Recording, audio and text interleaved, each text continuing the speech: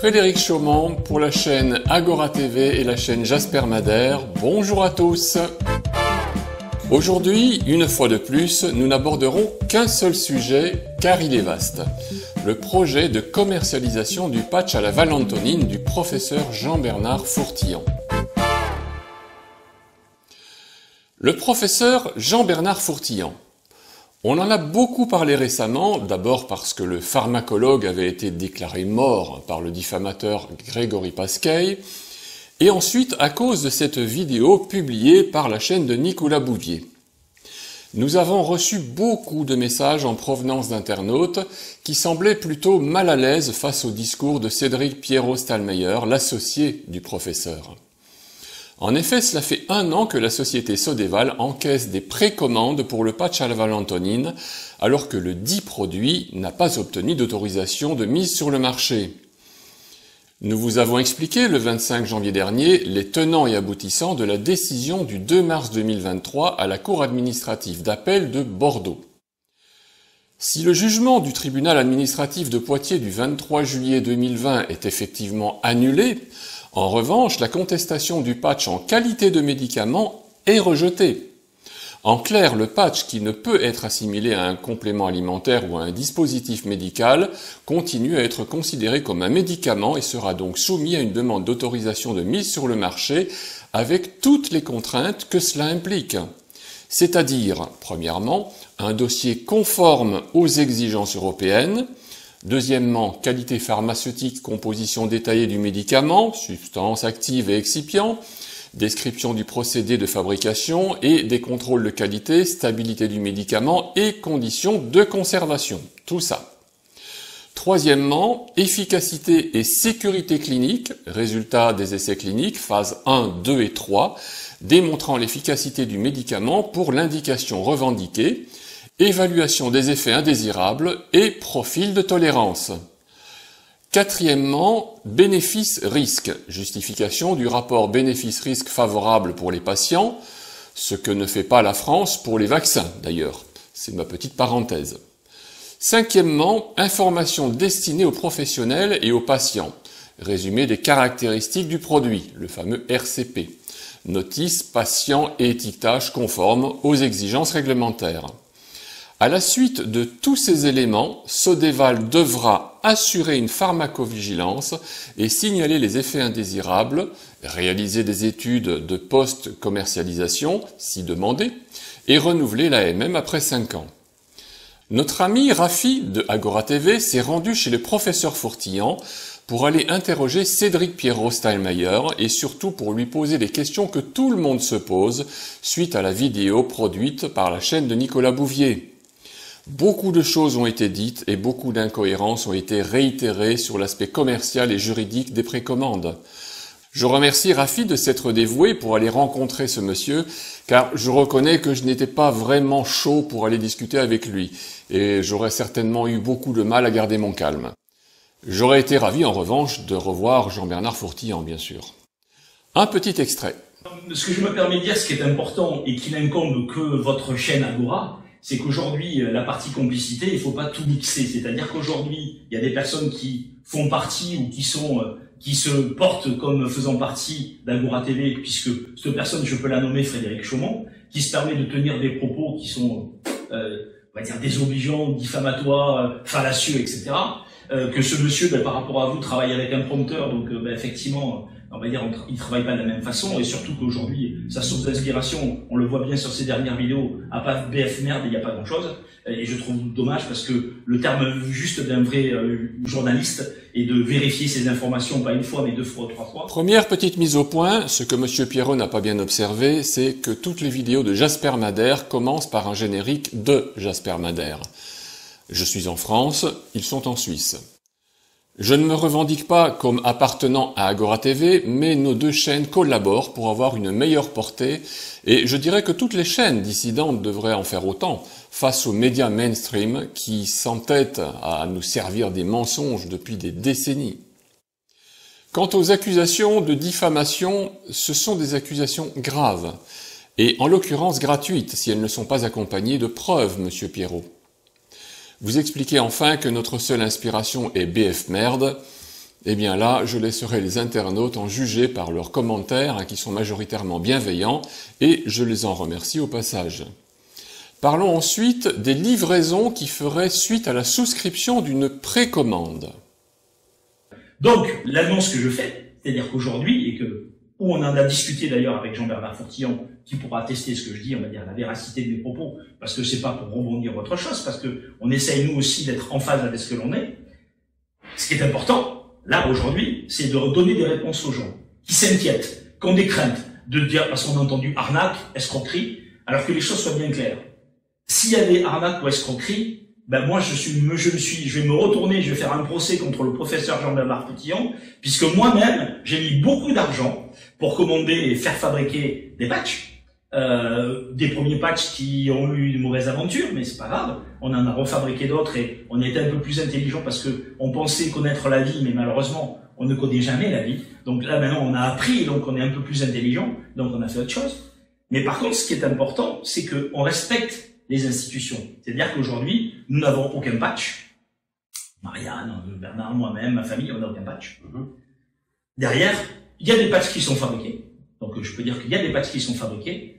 Je ne vais même pas vous dire qu'ils sont fabriqués parce que, je veux dire, on va pas donner une recette de, c'est aussi la, mais il faut pas prendre les gens pour des idiots parce que on est quand même aujourd'hui tellement, on a quand même la question, mais avec plaisir. Mais ce que je veux dire aujourd'hui, l'annonce qui est principale, c'est que les gens, si jamais on n'arrivait pas à dire ce que j'appelle aujourd'hui à livrer les patchs, ce qui ne sera pas le cas, on est bien d'accord, mais on va l'écrire aussi. Donc, si on n'arrive pas à livrer les patchs, en temps et en heure, voilà. Même si on n'a pas, ce que j'appelle aujourd'hui, on va dire, une obligation de dire, même si c'était dans un an, personne ne peut nous attaquer, que d'ici dans un an, on n'a pas sorti le produit. Pourquoi? Parce que ce qu'on a écrit aussi dans les conditions générales de vente, c'est que s'il y a un retard de livraison, c'est indépendant de la volonté de Sodéval ou de nos autres sociétés, c'est qu'aujourd'hui, il y a l'administration ou les institutions qui nous empêchent, on va dire aujourd'hui, de sortir. Vous avez bien entendu, si Sodéval ne peut pas sortir de patch à la Valentonine, c'est à cause de l'administration. Ça veut dire que, là encore, on empêche les Français ou les personnes de pouvoir avoir accès à un complément alimentaire physiologique pour leur apporter des bienfaits. Je n'ai pas dit soigner ni guérir, j'ai dit juste des bienfaits. Voilà. Non, mais je me permets de le dire. Donc. Là, M. Cédric parle de complément alimentaire, alors que si nous parlons du patch, ce dernier est toujours qualifié de médicament. Je rappelle que cette contestation a été rejetée par la Cour administrative d'appel de Bordeaux. Des bienfaits, et que derrière, on ne peut pas dire aux gens, on n'est pas capable de. Donc nous, ce qu'on a dit, et c'est important, c'est que à partir donc du 1er février, d'accord, puisque à la réception de toutes les facturations, je m'excuse encore du retard de facturation, mais c'est la cyberattaque, on a rebondi, donc les gens vont recevoir leur facture, des précommandes, à partir du 1er février, si dans les 6 mois, ce que je ne souhaite pas, et ce qui va pas arriver normalement, mais on sait jamais, parce que, comme il dit, on n'est tellement pas à l'abri de quoi que ce soit, si dans les 6 mois, nous n'avons pas pu sortir les patchs, dans les 6 mois, ces gens-là seront propriétaires d'actions et de titres de la société d'exploitation de la Valentonine France. Si dans 6 mois les patchs ne sont toujours pas livrés, les clients pour les précommandes deviendraient propriétaires d'une part de la société Sodéval. Mais cela voudrait dire que Sodéval aurait échoué et que l'entreprise ne vaudrait donc plus rien. Je ne suis pas sûr que cela soit rassurant. Mais cela correspond à la politique d'opacité comptable dont fait preuve le chef d'entreprise amateur. Concernant la qualification du patch comme complément alimentaire, M. Pierrot en remet une couche. d'escroquerie, etc.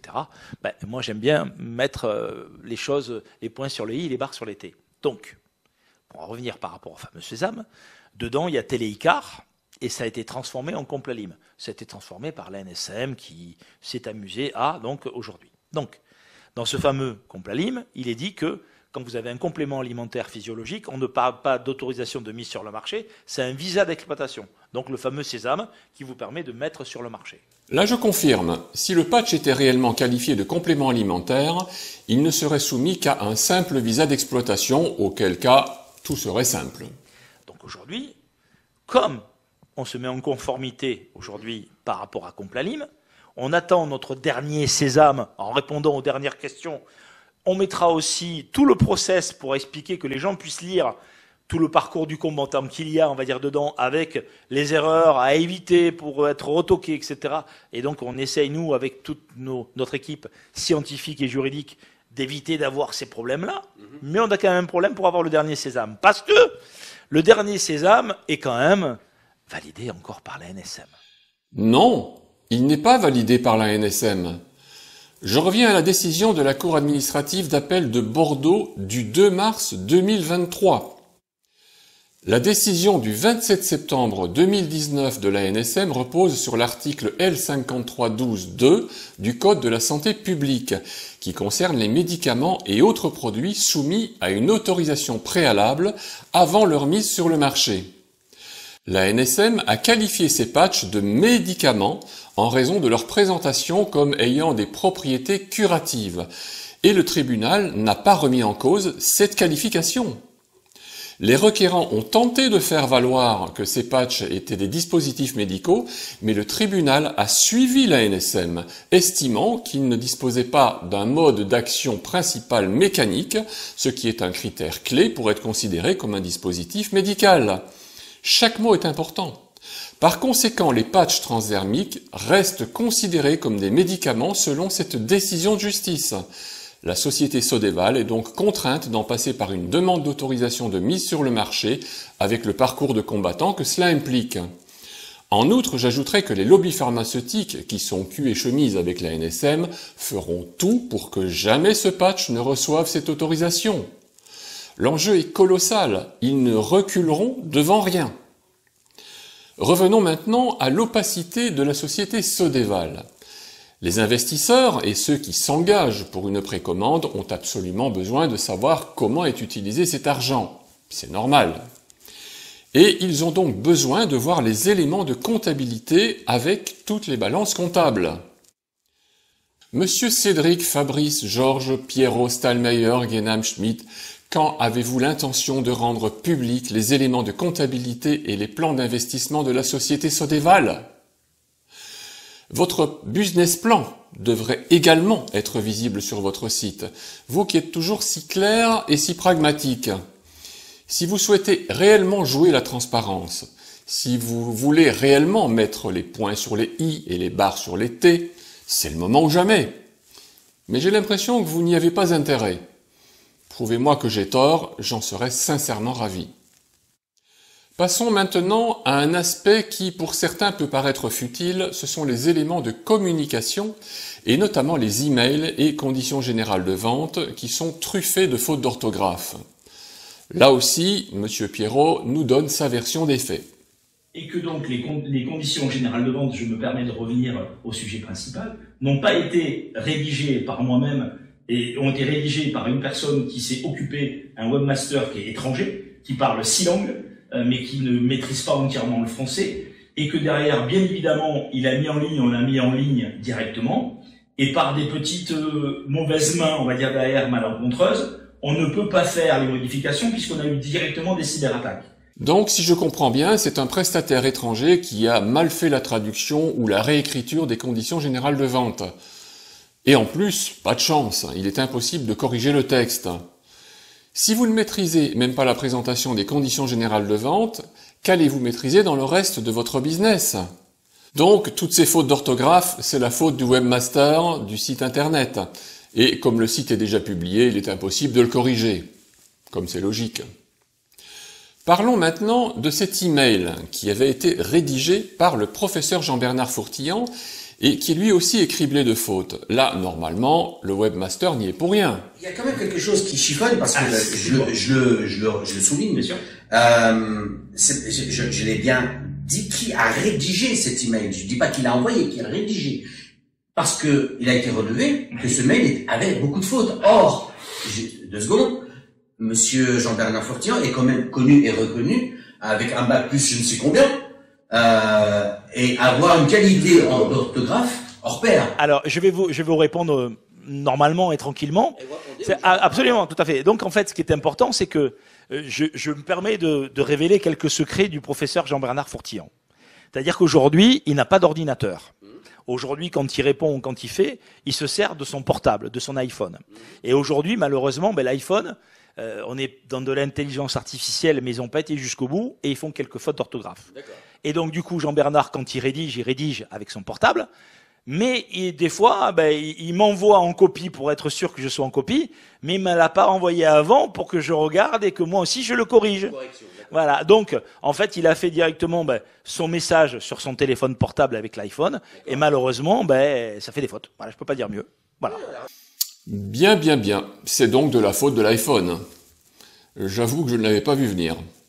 Le professeur a donc rédigé un email pour l'envoyer en grand nombre aux clients de Sodexo. Mais juste avant, l'iPhone a donc produit des fautes d'orthographe. Des fautes de pluriel, des fautes de participe passé, etc. Bon j'ai de la chance de ne pas avoir un iPhone. Mais soyons sérieux. Sur toutes les questions que Rafi a posées à Monsieur Cédric Pierrot, toutes les incohérences sont un peu du même tonneau. Et nous n'avons réellement pas envie d'offrir une tribune à cette personne. Nicolas Bouvier l'avait compris. Il a supprimé sa vidéo et il a bien fait.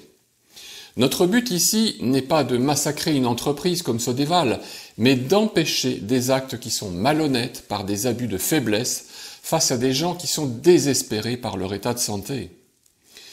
Et oui, réaliser des précommandes sur un produit qui ne peut juridiquement obtenir une autorisation de mise sur le marché nous paraît foncièrement malhonnête. L'équipe de Agora TV et moi-même sommes particulièrement tristes de voir dans quelle galère le professeur Fourtillon s'est embarqué. Il vit actuellement dans un appartement minable à Montauban, il n'a même plus un ordinateur pour travailler et il se fait embobiner par un homme sans scrupules. Nous savons parfaitement que le patch à la valentonine est un produit merveilleux et efficace. J'ai moi-même été en contact avec des gens qui ont testé ce produit et je comprends parfaitement leur désarroi à l'idée de ne plus pouvoir en bénéficier. J'ai vu des gens malades au bout de leur vie qui ont senti une nette amélioration au moment de tester le patch et aujourd'hui on essaye de leur faire croire qu'on va pouvoir leur en fournir de nouveau. Nous sommes optimistes quand même. J'ose encore croire que ces patchs seront bientôt disponibles. Mais cela risque de prendre beaucoup plus de temps que les 6 mois qui arrivent. La volonté politique en France aujourd'hui, c'est de rendre indisponibles tous les médicaments qui sont efficaces et qui soignent réellement. Rendez-vous compte, même la plante Artemisia annua est interdite dans notre pays. Aucun effet indésirable, que des vertus curatives. Je ne parlerai évidemment pas de l'hydroxychloroquine, de l'ivermectine et bien d'autres produits qui fonctionnent.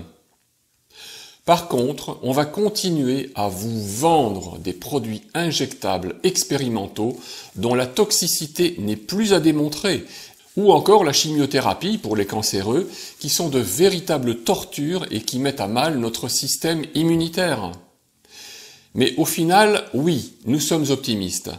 Le nouveau ministre de la Santé américain, Robert Fitzgerald Kennedy, est en train d'ouvrir une brèche qui aura fatalement des répercussions à l'échelle globale. L'obligation vaccinale n'est plus qu'un souvenir, sauf pour l'Union européenne.